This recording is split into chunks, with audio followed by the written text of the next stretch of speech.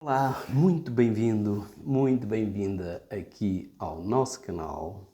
O meu nome é Jorge Amaro, sou psicólogo pela Faculdade de Psicologia da Universidade de Lisboa. Desde já peço para subscrever o nosso canal, para comentar, para participar, para tornar o nosso canal mais ativo.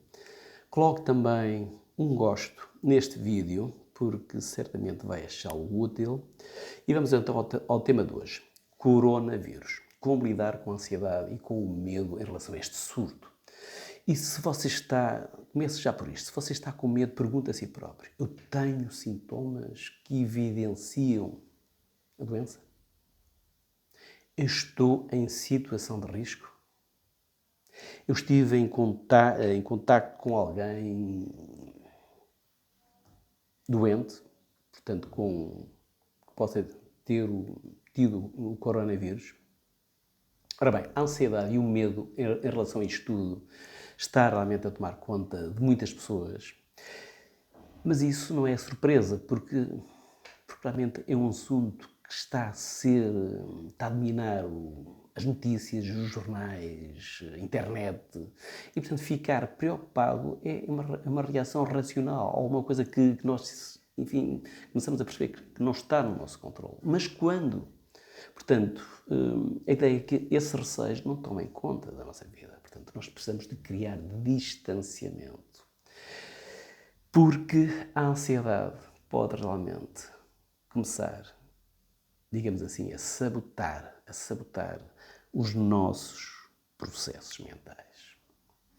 E, portanto, está a ser dita muita coisa sobre este novo vírus. Há muito medo no ar, porque realmente o tal aumento constante do número de pessoas que contraíram a doença, portanto, das pessoas que já morreram. E é natural que as pessoas que têm mais tendência para sofrerem de ansiedade, portanto, tudo isto pode ser um desencadeador para deixar as pessoas ainda mais ansiosas.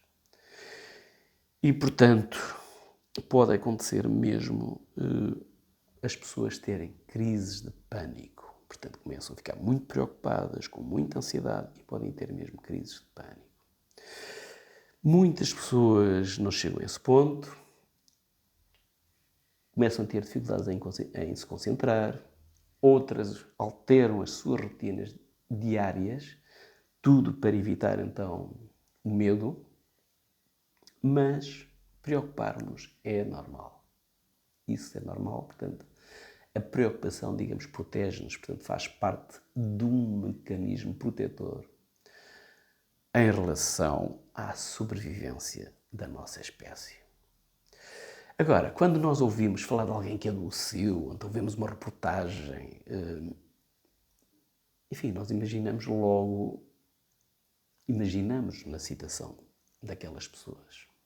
E, portanto, isso é, digamos que, em parte racional. O problema está quando nós começamos logo a imaginar cenários terríveis, aqueles cenários mais catastróficos. Portanto, situações, eu não vou conseguir sair dessa situação. Portanto, tal como já sugerimos, faça perguntas a si próprio. Eu tenho sintomas que podem revelar que eu tenho essa doença? Eu estou em situação de risco? Eu estive em contacto com alguém que tem a doença? Estou-me a sentir doente? Porque a maioria das pessoas corre um risco muito pequeno de contrair o coronavírus. Mais sugestões. Tome então uma certa distância das notícias, dos noticiários. Nós precisamos estar informados. Muito bem, é importante. É importante para sabermos cuidar da nossa saúde, mas não precisamos estar constantemente a acompanhar todas as reportagens, todas as peças, os jornais.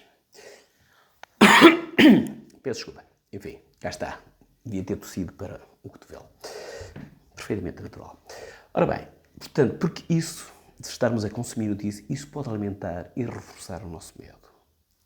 Se você está a sentir que tudo está a ficar demais, portanto, evite assistir aos telejornais e mesmo nas redes sociais, as pesquisas sobre o tema. Pare. E até pode olhar para a situação de outra perspectiva. Porque os números de casos confirmados do coronavírus podem assustar e não devemos subestimar o que ainda pode vir por aí, ok? Mas se você comparar esses números com o número de pessoas que apanham gripe todos os anos e que morrem de gripe todos os anos, então talvez você olhe para isto de um modo diferente. Porque a Organização Mundial de Saúde fala, salvo erro, em perto de 5 milhões de pessoas que adoecem gravemente com gripe em todo o mundo e cerca de 500 mil de mortos em consequência da gripe. Okay? Mais sugestões? Então, cuide de você mesmo.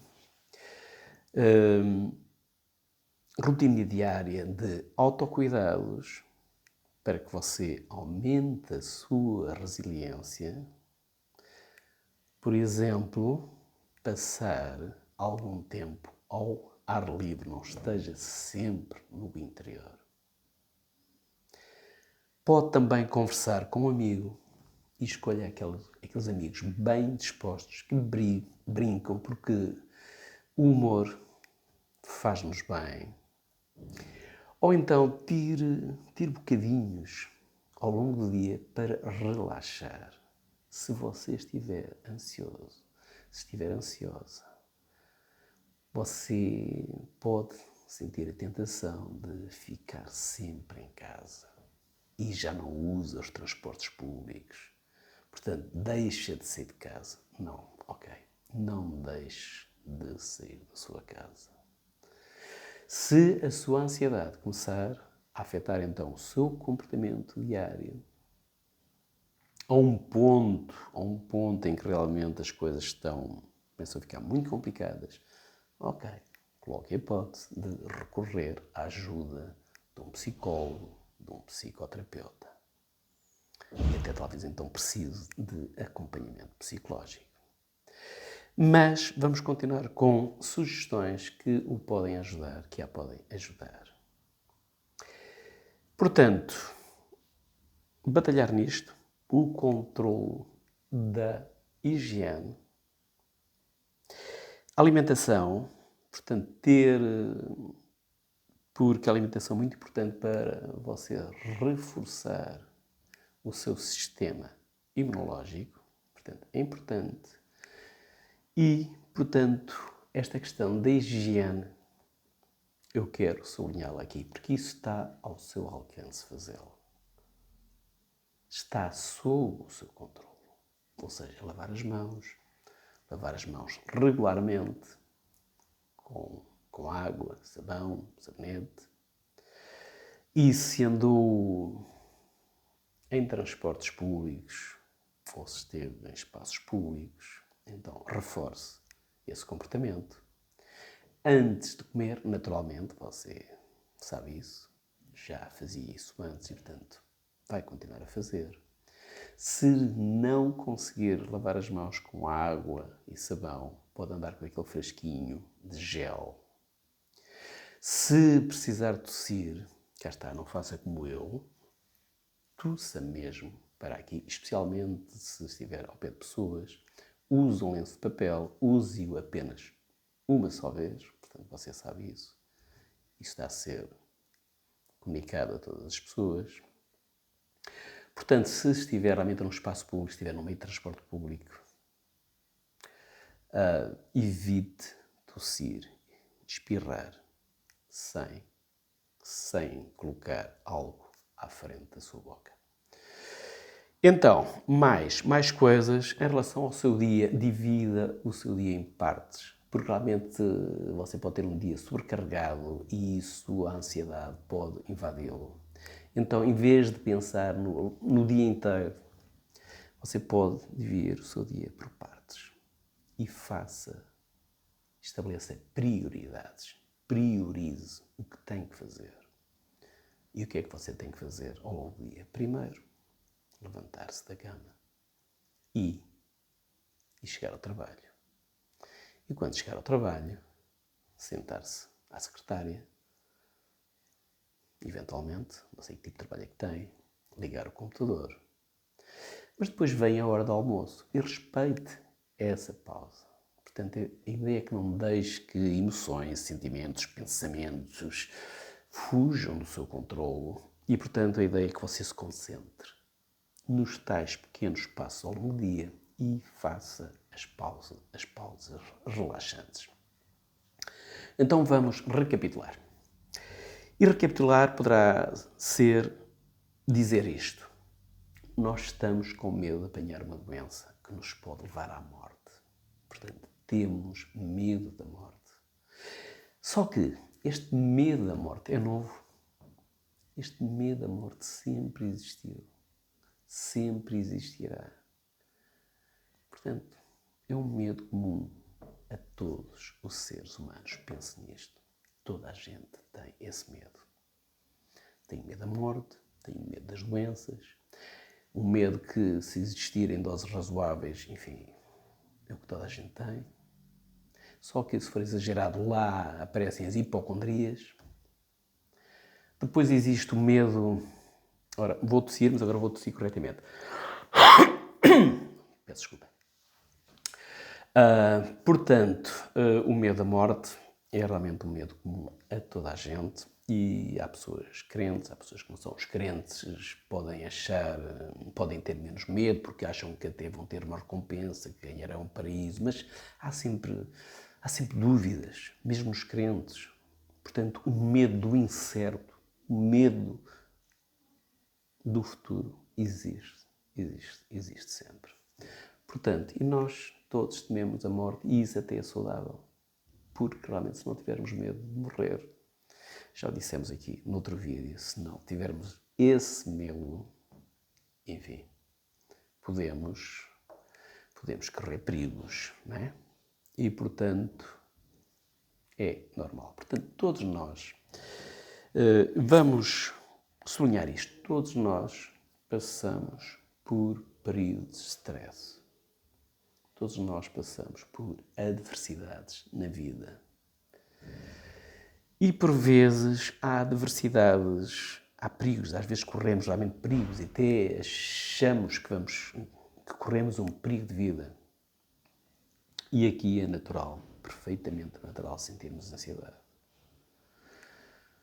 Mas esse perigo passa e nós depois voltamos ao normal.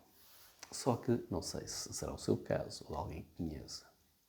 Portanto, a pessoa está sempre em alerta.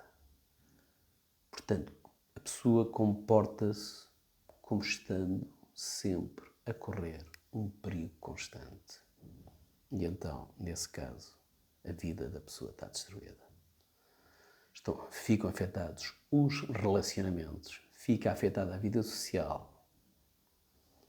Mas, mais uma vez, sublinhar isto, todos nós passamos por adversidades e, por vezes, adversidades ligadas ao perigo de morte. E todos nós lidamos com isso. Há pessoas que lidam de uma forma mais consciente, há outros que lidam com este tema de uma forma mais subconsciente, mas o medo está sempre lá. Portanto, está sempre lá esse mal-estar permanente, este medo em relação à morte. Só que agora surgiu então o medo relacionado com o coronavírus. Ora bem, então será que há razões para termos mais medo que o habitual? Como é que se explica este acréscimo de medo? Enfim, a explicação terá a ver com o facto de ser realmente uma coisa nova. E terá também a ver com o tal exagero mediático à volta deste tema. E já falámos em números, na questão de termos outra perspectiva sobre o assunto. Eu não sei, mas no momento em que estou aqui a gravar este vídeo, portanto, os números do coronavírus estão longe de muitos outros números ligados a outras epidemias e pandemias. Só que o coronavírus está a ser uma novidade, e está a ser uma novidade numa altura em que os mídias estão omnipresentes. E isso tudo assusta-nos. Portanto, estamos com medo. O medo em relação ao futuro.